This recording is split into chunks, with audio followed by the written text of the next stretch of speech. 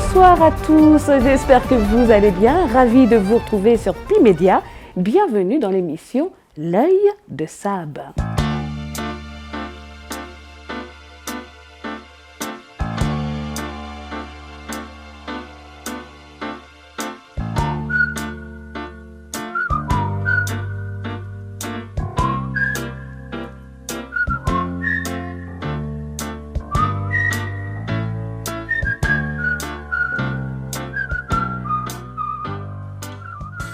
Mon convive a hérité d'un nom qui résonne toujours dans le cœur du public. Petit-fils d'un réalisateur de génie, Jules Dassin, fils du mythique chanteur Joe Dassin. Vous avez sûrement compris, c'est Jonathan Dassin, notre invité aujourd'hui. Bonsoir Jonathan. Bonsoir Sab. Comment allez-vous? Ça va très très bien. Ça me fait plaisir de vous revoir. Pareillement. C'est la troisième fois que vous participez à l'émission L'œil de Sab. Au moins, oui. Au moins, mais cette fois-ci... Alors là, cette fois-ci, c'est pour présenter un album hommage à Joe Dassin, à votre papa, voilà, pour les 40 ans de sa disparition. Ouais. De nombreux artistes pop français ont répondu présent pour reprendre avec beaucoup d'amour et surtout avec beaucoup de sensibilité les classiques de l'artiste intemporel. Dites-moi, est-ce que c'est la première fois que vous rendez hommage à votre papa? Alors, oui et non. C'est la première fois que je suis si impliqué dans l'hommage. Et effectivement, cette année, ça me tenait vraiment à cœur d'y participer, d'y collaborer et de le porter avec tous ces artistes, dont mon frère. Mais oui, donc Julien Dassin. Ouais. Est-ce que vous pouvez nous citer quelques noms des artistes qui participent sur cet album? Mais oui, on a beaucoup, hein. Il y en a énormément. Écoute, il y a déjà Axel Red, Icar, Camélia Jordana, La Dérive, le 21 juin, Patrick Fiori, Lola Dubini. Beaucoup, hein. beaucoup. Et maintenant que j'en ai cité quelques-uns, il faut que je les cite tous. Écoute, oui, il y en a énormément. Les Frangines qui font 2 morceaux sur l'album. Carla, les Kids United. Et oui. J'en ai peut-être oublié. Ne vous inquiétez pas, on va tous les citer tout à l'heure. Formidable. J'ai écouté l'album en entier et honnêtement, c'est vraiment une réussite. Ce que j'ai envie de vous dire, c'est bravo à vous, bravo à tous les artistes qui ont participé à cet album. Allez, moi je vous propose quand même qu'on écoute un petit bout d'extrait. Allez, c'est parti. À toi, à la façon que tu as d'être belle, à la façon que tu as d'être à moi, à tes mots tendres un peu artificiels, quelquefois. Souviens-toi, c'était le grand jour, le grand pas vers le grand amour, c'était encore mieux que ça. On allumait une cigarette et tous allumaient, et c'était la fête le 14 juillet. Il n'y avait jamais un copain de trop dans l'équipage au jour. on était bien, on se sentait seul au monde, on n'avait rien, mais on avait toute la vie. On dirait qu'il n'arrive jamais rien de bon à Bourg-les-Essonnes. Et voilà que Marie-Jeanne Guillaume s'est jetée du pont de la gare. Oh là, ça donne envie d'écouter jusqu'au bout les titres, mais vous inquiétez pas, on va écouter plusieurs titres tout à l'heure. Ah, j'adore. Dites-moi, avant justement que l'on parle un peu plus longuement de ce magnifique album, on a envie de savoir un peu plus sur vous. Selon vous, qu'est-ce qu'il faut connaître pour comprendre qui est Jonathan Dassin? Qu'est-ce qu'il faut vraiment savoir de vous? Pour moi, ce qui est important, c'est déjà de savoir que je fais mes propres chansons, que j'aime composer, que j'aime écrire et que j'aime chanter. Effectivement, à mon avis, 2-3 personnes vont commencer peut-être à me connaître avec ces chansons, les chansons de cet hommage. Et je suis aussi un musicien, un chanteur qui chante mes propres chansons et qui aime chanter sur scène. Dites-moi, est-ce que vous avez besoin de savoir qui était votre papa pour savoir qui vous étiez? Ah, ça c'est une très bonne question. Je n'aurais jamais une idée précise et personnelle de qui était mon père. Ça ne peut être qu'une image que je me suis construit par rapport à ce que sa famille m'en a dit, ma famille m'en a dit, ses amis m'en ont dit. Effectivement, et j'ai cette image qui est construite un petit peu grâce aux gens qui l'ont connue. Vous savez, dans l'œil de Sab, on aime bien faire un petit tour dans le passé. Alors je vous propose que les souvenirs d'enfance s'invitent à l'âge adulte. Est-ce que vous êtes prêts pour faire un petit saut dans le temps? Avec grand plaisir. Allez, c'est parti. Je vais vous montrer des images en même temps.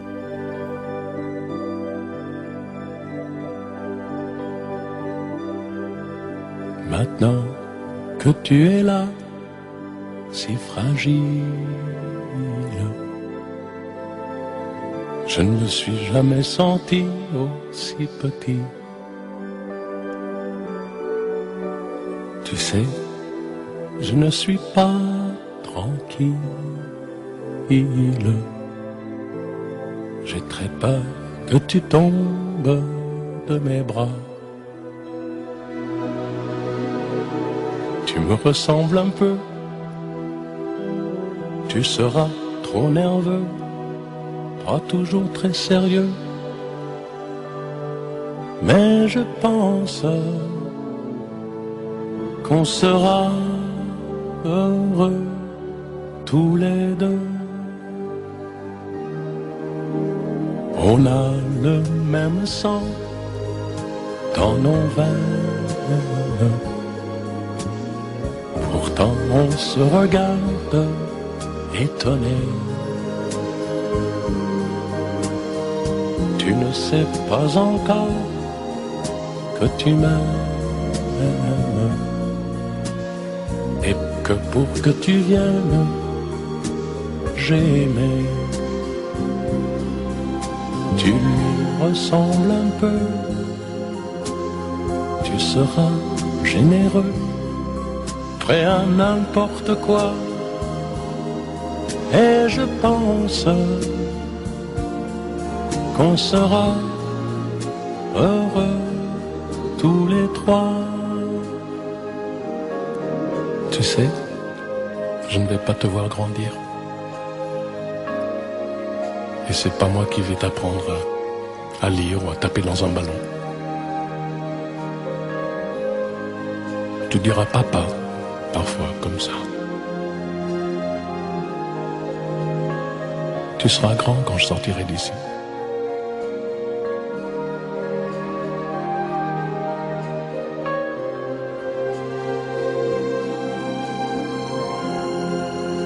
Laissez-le-moi un peu. Juste une minute.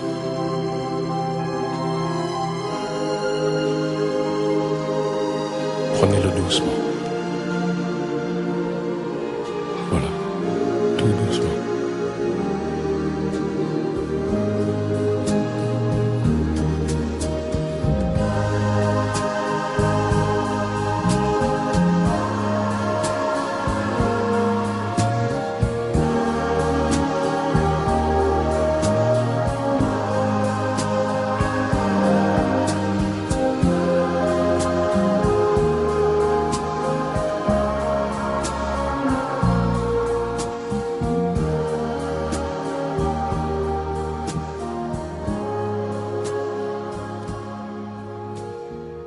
J'ai des frissons. C'est tellement émouvant de voir ces images de vous, de votre papa et de votre maman aussi. Oui. Voilà, c'est avec cette magnifique chanson. J'imagine que vous connaissez ces images. Oui, alors oui, je connais ces images et elles me rappellent plein de souvenirs. Pas forcément les souvenirs de ces images, mais surtout ce temps avec notre mère qu'on avait vécu dans la maison qu'avait fait construire mon père. Et je me rappelle que le week-end, on allait dans la salle, dans une salle, et on regardait ces films. On regardait ces films tous les trois. C'était souvent le week-end. Mais il vous reste des petits souvenirs ou bien des flashs avec votre papa? C'est une bonne question. Il me semble que j'ai quelques flashs, sans certitude. Est-ce que c'est des événements qu'on m'a racontés et que Comme une histoire de barbecue?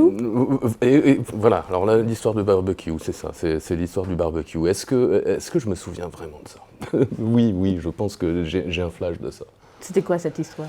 Je me suis approché trop près du barbecue, j'étais chez mon parrain et ma marraine près de Rouen. On allait souvent le dimanche là-bas, déjà avec notre mère, et effectivement, du temps de mon père, je pense que c'était déjà la tradition. Et donc, je me suis approché trop près du barbecue et j'ai eu le droit à une fessée. Et ma mère me racontait souvent cette histoire et j'ai toujours eu l'impression de la visualiser. Voilà, donc c'est ça. Alors, imaginez que vous pouvez revoir votre papa pendant quelques instants. Que lui diriez-vous? Je sais pas si je sais pas si j'aurais beaucoup de questions à lui poser parce que ce ne serait que quelques instants. Il y aurait beaucoup à discuter. Je le prendrais certainement dans mes bras déjà. Alors, je vous repose la même question pour votre maman, Christine Delvaux. Si votre maman apparaît devant vous, que lui diriez-vous? Alors là c'est encore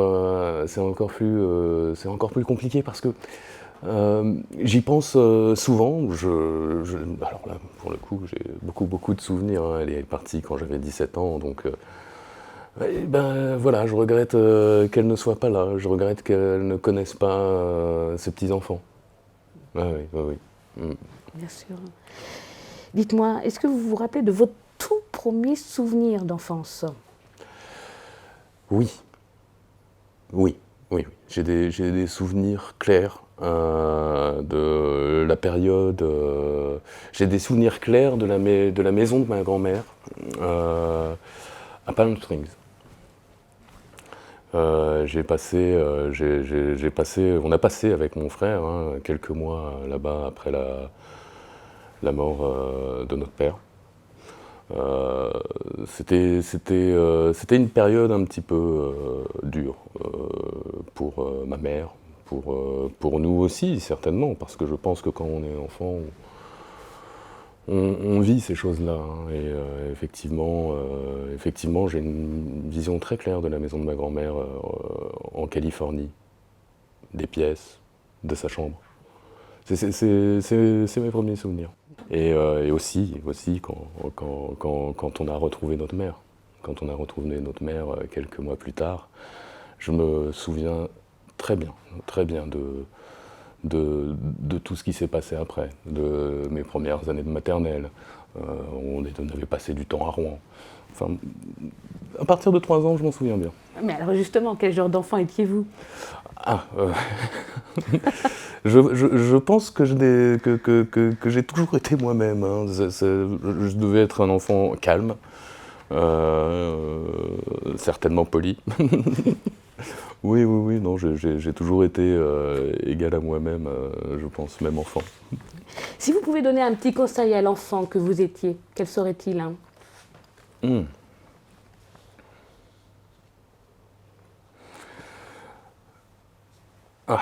Quelle bonne question. Quelle bonne question.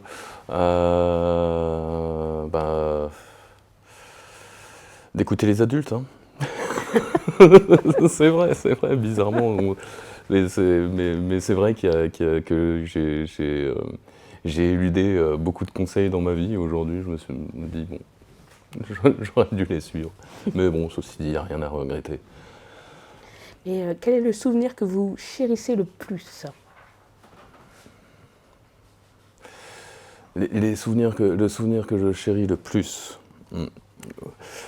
Il y a différentes sortes de souvenirs, il y a différentes époques. Et là, comme on va assez loin dans le passé, les souvenirs que je chéris le plus, évidemment, c'est certains moments avec ma mère. Et oui, c'est des moments qu'on a passés ensemble. Alors, c'était dur pour elle parce qu'elle a décidé de ne pas se remarier.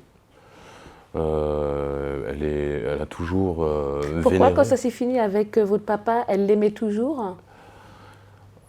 Elle en parlait toujours avec un amour infini. Oui, oui, oui. Oui, oui, oui. Oui, oui, il me semble aussi qu'elle l'aimait toujours. Ouais. C'est beau. On rappelle aussi que vous êtes le petit-fils d'un grand réalisateur, Jules Dassin, donc qui était également aussi scénariste, producteur et acteur. Est-ce que votre grand-père, il a joué un rôle majeur dans votre vie? Oui, complètement. Mais alors complètement. Mon grand-père, c'était ma figure paternelle.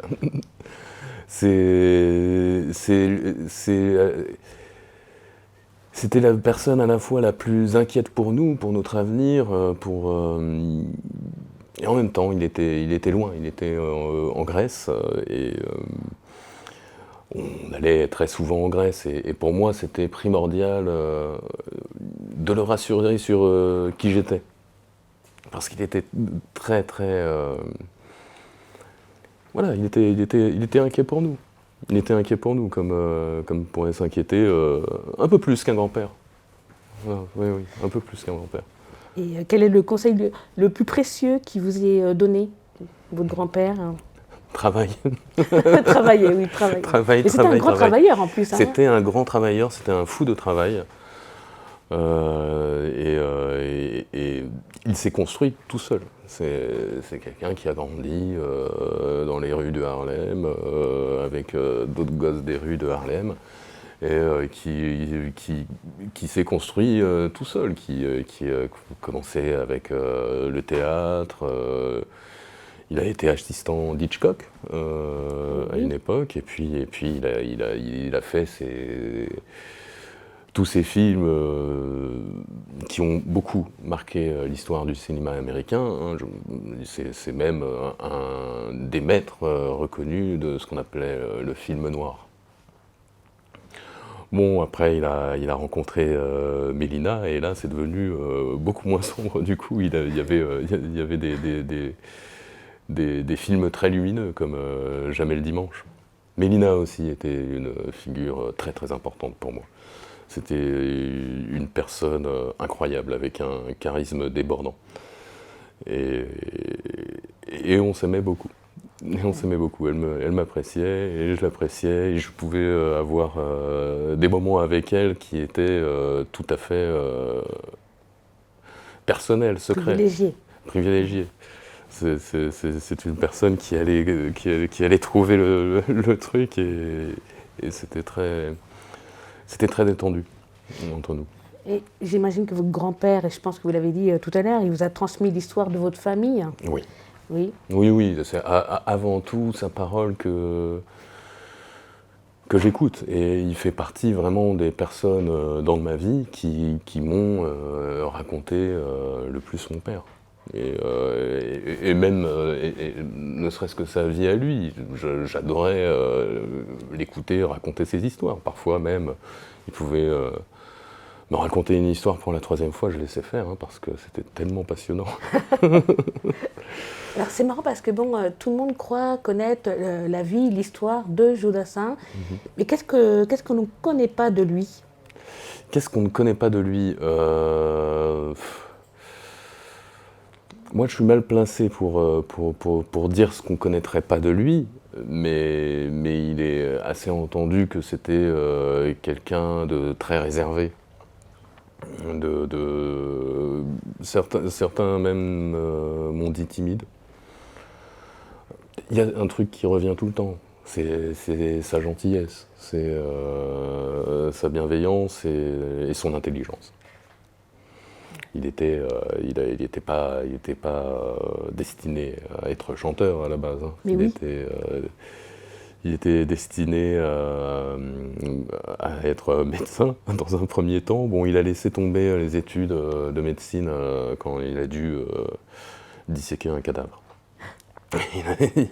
Il n'a pas voulu, il a dit stop. Et c'est vrai que c'est grâce à sa première femme. C'est grâce à sa première femme, pour la musique, oui. C'est grâce à sa première femme. J'ai juste zappé le moment où il était docteur en ethnologie. Oui. en ethnologie. Oui, c'est sa première femme qui l'a enregistré, qui a enregistré une chanson qu'il a faite et qui a fait un petit peu bouger son réseau, ses amitiés pour le présenter aux maisons de disques. Oui, sa première femme était très très impliquée au début de sa carrière. Alors, je vous ai un tout petit peu coupé tout à l'heure. Est-ce que vous voulez parler un peu plus longuement, justement, par rapport à votre papa, au sujet de la médecine? Non, Il y avait peut-être une anecdote. Cette histoire de, Voilà. cette histoire de cadavre, oui. C'est clair. C'est une anecdote. Après, bon, voilà, non, je suis pas au courant de toutes, de toutes les anecdotes qu'il a pu vivre dans ces périodes de sa vie. Le nom Dassin est-il difficile à porter ou bien une fierté? Une fierté avant tout, mais évidemment que c'est une Oui. fierté. Je suis extrêmement fier de mon nom, extrêmement fier de mon père et de mon grand-père. Et voilà, j'espère que mes enfants seront fiers aussi de toute cette, de ce nom, franchement, voilà, qui a porté bonheur déjà à 2 générations de notre famille. Et quels sont les 3 mots qui vous viennent à l'esprit pour décrire votre famille? La fierté, effectivement, déjà, le premier truc. Donc, c'est la fierté. Oui, évidemment, je suis très fier de cette famille. C'est une famille qui a beaucoup voyagé. Mon grand-père, mon père ont été des nomades. C'était des nomades. Ils sont partis des États-Unis à cause du macartisme. Oui. Alors il y a la lutte aussi. Il y a cette lutte contre le macartisme. Mon grand-père en plus s'est retrouvé dans les histoires de Grèce pendant la prise de pouvoir par les colonels, le coup d'État des colonels. Et pareil, il s'est retrouvé effectivement à défendre une idée de l'étranger. Parce que Mélina et Jules étaient en train de faire une pièce de théâtre à New York au moment du coup d'État. Et ce sont eux qui ont porté la voie de la résistance à l'étranger. Ils ont été tout à fait reconnus pour ça. Donc ça aussi, la lutte, c'était l'histoire de mon grand-père. Et le 3e, alors? Le 3e, l'art. L'art. L'art. Je dirais même que c'est pas mon cas, mais mon grand-père et mon père étaient certainement des intellectuels. C'est beau ce que vous dites, hein.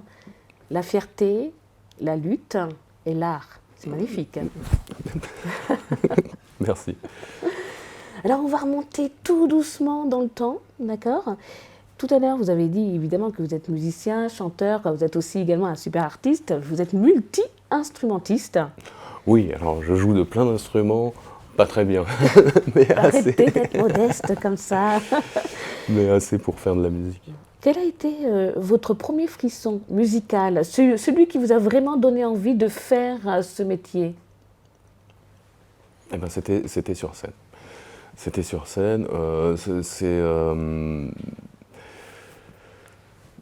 Il y a eu une première rencontre dans ma vie avec un collègue à l'âge de 13 ans où on a commencé à faire nos chansons. C'était un très grand plaisir pour moi d'écrire des textes, de les chanter sur ces grilles de guitare. Et quand j'ai fait ma première scène, j'ai eu ce frisson, cette envie vraiment ça prenait un sens. C'était excellent et satisfaisant de faire une chanson, mais tout de suite de la chanter sur scène, alors là ça a pris complètement une autre dimension. Et j'étais très fier de chanter ma chanson sur scène et de voir des gens en face, certaines personnes qui aimaient. Et c'est là qu'à mon avis, le virus m'a piqué. Alors, c'était des chansons donc en anglais, oui. Vous avez écrit justement avec votre tante Richelle. Oui. Est-ce qu'on peut dire que c'est vraiment une histoire de famille, la musique? Oui, oui, tout à Oui. fait, tout à fait. Effectivement, j'ai écrit quelques chansons avec ma tante. Bon, elle-même, de toute façon, elle a beaucoup écrit, elle a beaucoup écrit pour d'autres, hein, entre autres avec Ennio Morricone. Ah oui, Ouais. d'accord. Et quelqu'un Vangelis. D'accord. Ouais. Oh non, elle a fait des textes. Hein. Ouais. Dites-moi, vous étiez un peu rebelle ou pas quand vous étiez ado? Complètement. Tout à fait. J'avais les cheveux longs. Je m'habillais très mal. Oui. Et donc en plus, c'est une enfin, rebelle. Bah, Alors, à oui et non. à 16 ans, vous décidez quand même de quitter le lycée, donc votre lycée, qui se trouvait en Belgique, non? 17 ans. Hein. Non, 17 ans, Ouais. Et vous avez dit, vous avez même pas attendu justement d'obtenir votre bac. Ouais, non, tu vois, ça c'est une des choses que j'aurais dû écouter les adultes autour de moi.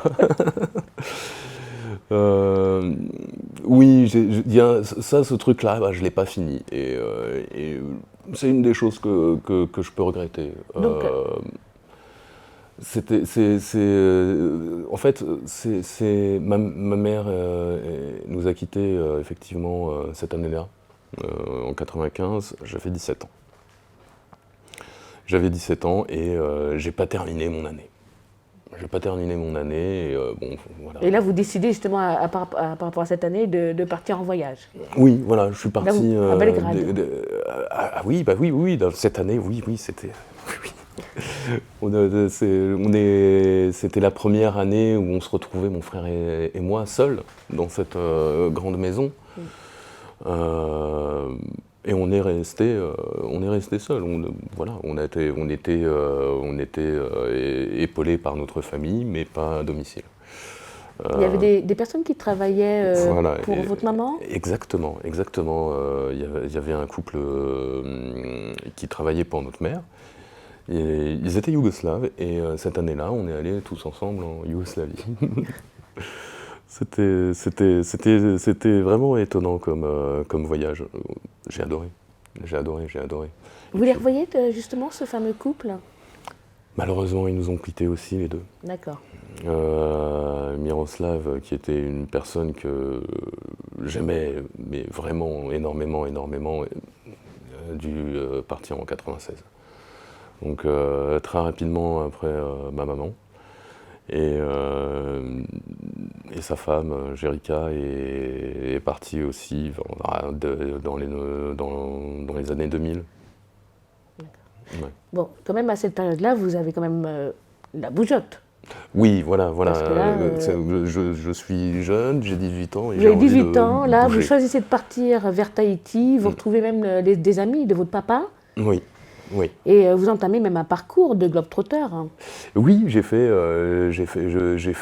quelques îles, je me sentais libre, je me sentais mais complètement libre et bon, surtout il fallait que je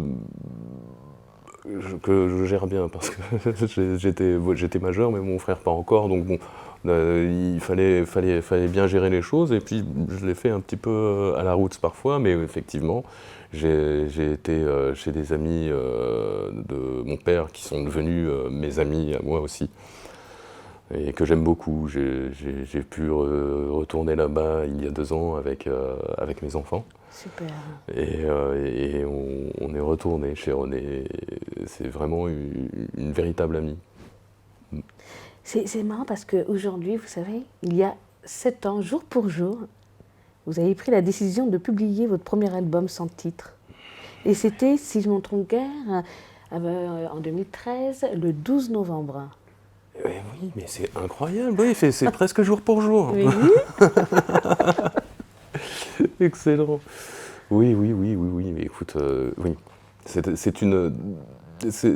un album qui a mis beaucoup de temps à sortir, comme le deuxième que je suis en train de faire, ça met toujours beaucoup de temps. Alors pour votre deuxième album, justement, quels seront les thèmes ? Il y a des thèmes un petit peu second degré, des thèmes un petit peu plus sérieux, certains qui me tiennent plus à cœur, entre autres une chanson pour ma fille. Et effectivement, j'ai toujours aimé un petit peu les thèmes un petit peu second degré. Qu'est-ce que je peux dire ? J'ai envie quand même de vous laisser la surprise. Vous reviendrez dans l'œil de ça mais avec grand plaisir. J'espère bien. Bon, alors laissez-nous un peu la surprise, ok ? Alors aujourd'hui, vous êtes là pour nous parler de l'album Hommage à toi, Jodassin. Ouais. Donc on rappelle évidemment que cet immense artiste, Jodassin, fait partie des monuments de la chanson française. 40 ans après sa disparition, ses tubes restent dans les mémoires. Alors c'est un album de reprise. Quels ont été les critères pour la sélection des chansons ? Parce que ça devait être quand même assez compliqué. Mais oui, comme vous le dites, c'est extrêmement compliqué. Il en a fait des centaines. Et il en a fait énormément de belles, de magnifiques, et énormément des très connus. Malheureusement, effectivement, malheureusement ou heureusement, il y en a tellement. Il y en a tellement que c'est effectivement très compliqué de choisir. On ne voulait pas faire que tous les grands tubes que tout le monde connaît. Il y a quelques chansons dans l'album qui sont un petit peu moins connues, mais tout aussi belles. Ceci dit, il en manque aussi quelques-unes. Il manque l'été indien qui a marqué le monde entier à ce moment-là. Il manque l'Amérique, qui était une chanson très importante pour lui. Bon, peut-être que ça peut appeler un volume numéro 2. Écoutez, pourquoi pas, ce serait bien. Ouais, ce serait super. Et quelle réaction avez-vous eue à l'écoute de l'album fini ? J'étais rassuré. Oui, parce que je trouve que c'est... Bon, voilà. En tout cas, ça colle avec mon goût. Donc à titre personnel, je le trouve très bien. Allez, je vous propose que l'on écoute maintenant 2 titres de l'album Hommage à toi, Jodassin. Le titre à toi avec Axel Red et Icar. Puis le titre Siffler sur la colline avec vous, Jonathan, et la charmante Carla. Allez, c'est parti, c'est la petite pause musicale.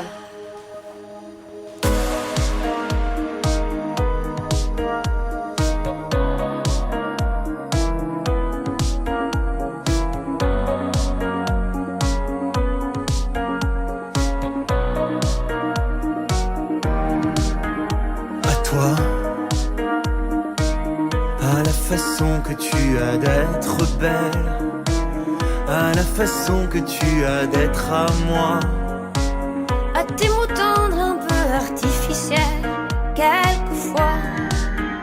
à toi,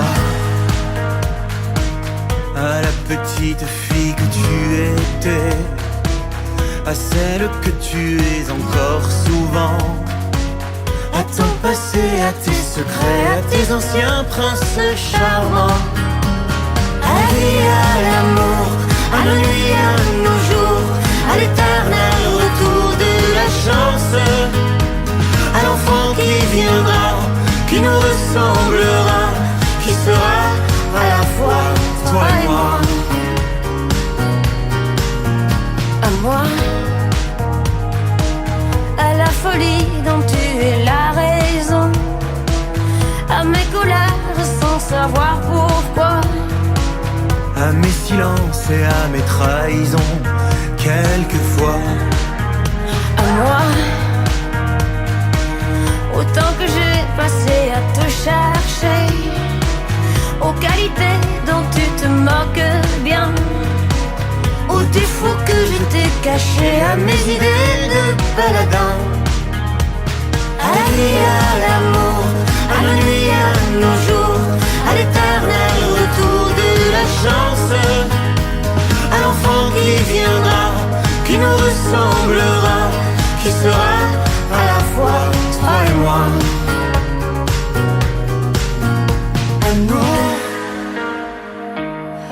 souvenirs que nous allons nous faire, à l'avenir et au présent surtout, à la santé de cette vieille terre qui s'en fout, à l'eau,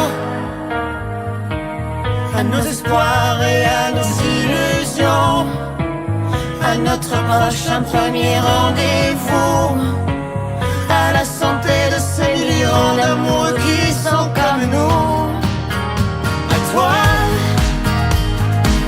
à la façon que tu as d'être belle, à la façon que tu as d'être à moi, à tes mots tendres un peu artificiels, quelquefois, à toi,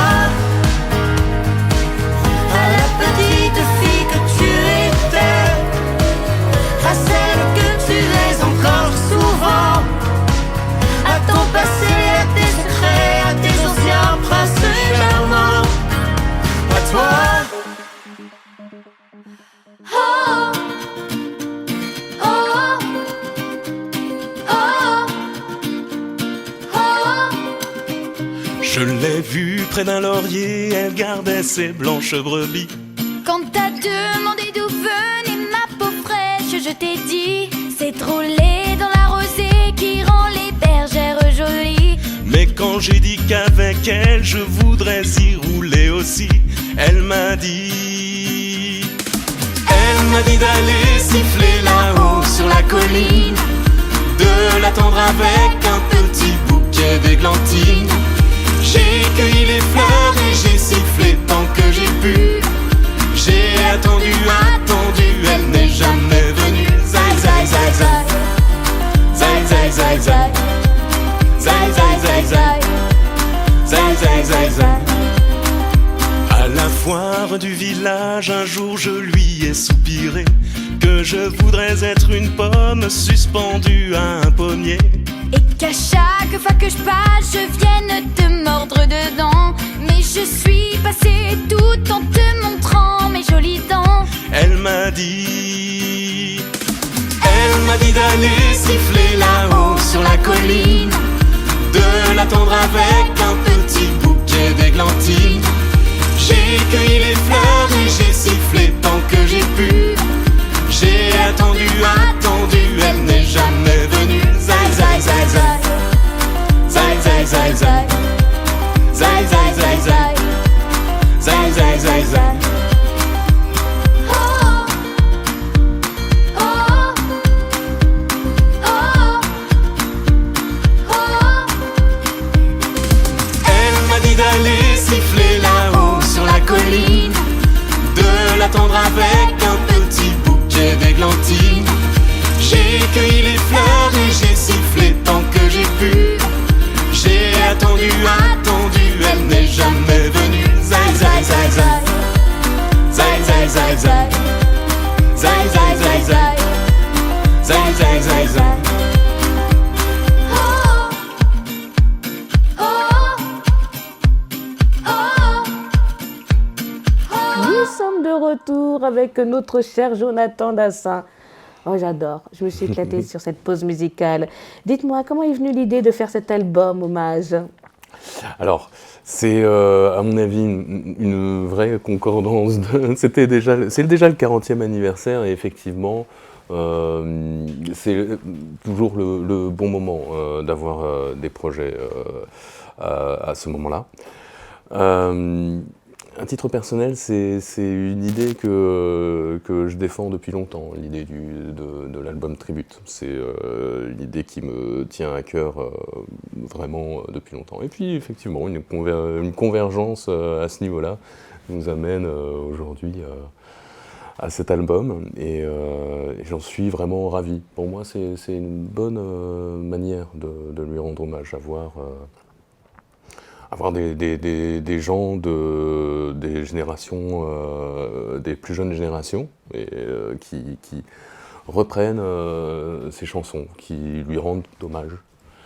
Et pour cet aspect-là des choses, pour moi, cet aspect-là était très important. Et je suis ravi que ça soit comme ça. Et comment s'est déroulé l'enregistrement de l'album ? Écoute, je suis pas allé voir tout le monde en studio. En tout cas, il y a deux magnifiques réalisateurs sur cet album. Moi, j'ai travaillé avec Jérémy Chaperon sur les deux chansons avec lesquelles, sur lesquelles je chante. J'en suis vraiment ravi, vraiment ravi. Qu'est-ce qu'on peut dire vraiment sur cet album? Déjà, je pense qu'il a été fait avec du cœur. Je pense que les artistes qui ont participé à cet album étaient vraiment contents d'y participer. Et il y a eu beaucoup de fraîcheur. Ces jeunes artistes amènent beaucoup de fraîcheur. Je pense qu'il a été fait vraiment avec le cœur. Et bien. Ouais, ouais. Vous êtes fiers de cet album? Oui, tout à fait. Tout à fait. Malheureusement, ça y est, c'est la fin de l'émission. Je serais bien restée un peu plus longtemps avec vous moi pour aussi. qu'on puisse parler de vous, de l'album Hommage.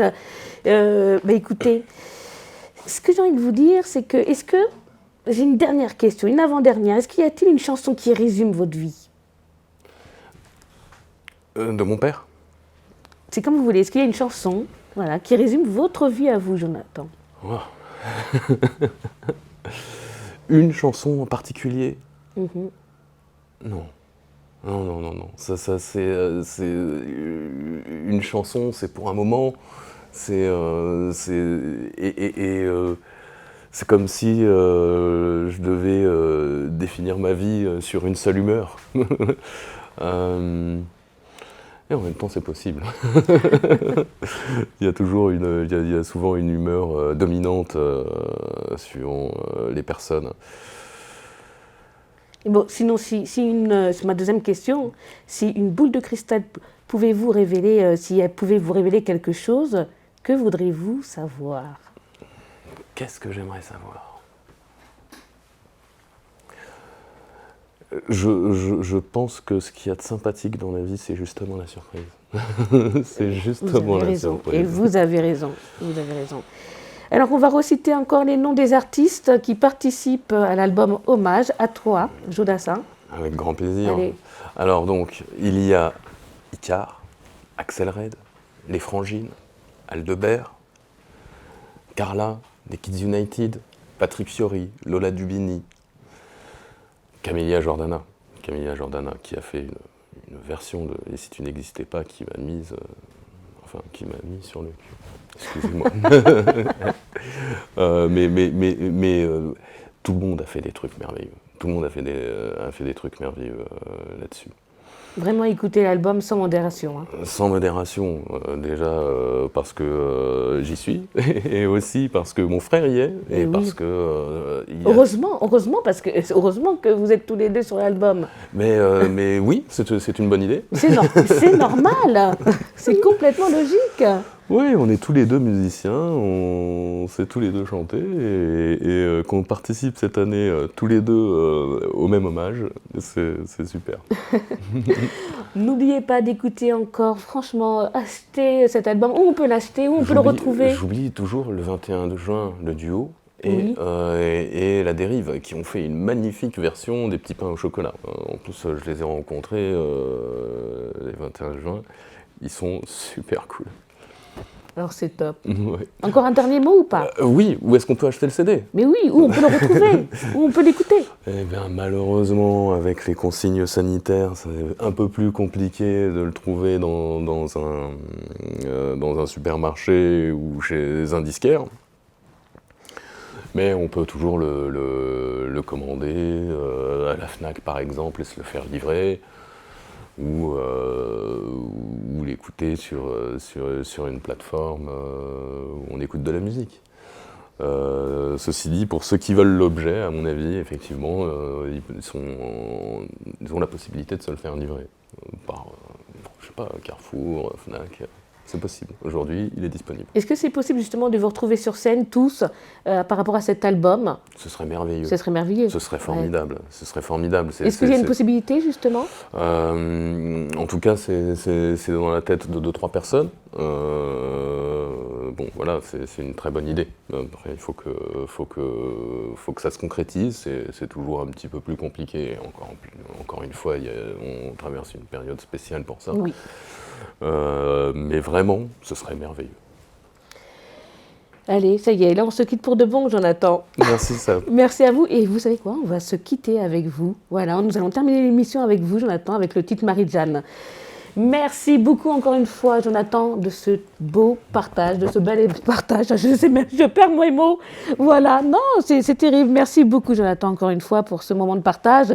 Je remercie également toute l'équipe de Pimédia, Fréquence Mistral et de Cadix Ciné Photo. Et n'oubliez pas, les amis, peu importe que vous ayez du style, de l'argent ou une réputation, parce que si vous n'avez pas de bon cœur, vous ne valez rien. Bonne soirée à tous. C'était le 4 juin, le soleil tapait depuis le matin. Je m'occupais de la vigne et mon frère chargeait le foin. Et l'heure du déjeuner venue, on est retourné à la maison. Et notre mère a crié de la cuisine, essuyez vos pieds sur le paillasson. Puis elle nous dit qu'elle avait des nouvelles de Bourg-les-Essonnes. Ce matin, Marie-Jeanne Guillaume s'est jetée du pont de la Garonne. Et mon père dit à ma mère, en nous passant le plat de gratin: la Marie-Jeanne, elle n'était pas très maligne, passe-moi donc le pain. Y a bien encore 2 hectares à labourer dans le champ de la canne. Et maman dit, tu vois quand j'y pense, c'est quand même bête pour cette pauvre Marie-Jeanne. On dirait qu'il n'arrive jamais rien de bon à Bourg-les-Essonnes. Et voilà que Marie-Jeanne Guillaume s'est jetée du pont de la Garonne. Et mon frère dit qu'il se souvenait quand lui et moi et le grand Nicolas,